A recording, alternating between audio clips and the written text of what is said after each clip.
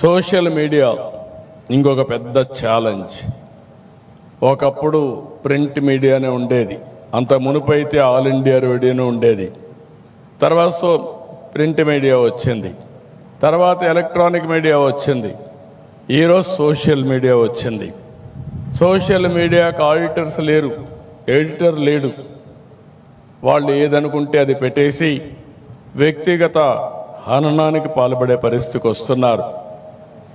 అలాంటి సందర్భంలో వచ్చినప్పుడు ఇది ఒక కొత్త ఛాలెంజ్గా మనం తీసుకోవాల్సిన అవసరం ఉంది. ఎంతోమంది నేను చూస్తున్నాను, చాలా బాధపడుతున్నారు, కుమిలిపోతున్నారు. అలాంటి పరిస్థితులు కూడా వస్తున్నాయి. ఇలాంటి కొత్త ట్రెండ్స్ వచ్చినప్పుడు పోలీసు వ్యవస్థ కూడా అలాంటి కొత్త ట్రెండ్లు అరికట్టడానికి ఎక్కడికక్కడ మనం చొరవ తీసుకోవాలి, మనం ముందుకు పోవాల్సిన అవసరం ఉందని చెప్పి కూడా నేను మీకు తెలియజేస్తున్నా. అందుకే ఈరోజు మిమ్మల్ని అందరినీ నేను కోరేది, పోలీసులకు పూర్తి స్వేచ్ఛనిచ్చాం. మీరు కఠినంగా ఉండండి. లా అండ్ ఆర్డర్ కంటే ఏది ముఖ్యం కాదు.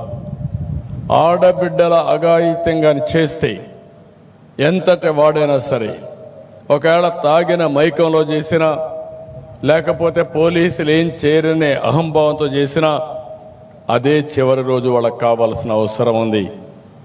అప్పుడే ఇలాంటి మనం కంట్రోల్ చేస్తామని చెప్పి కూడా నేను మీకు తెలియజేస్తున్నా.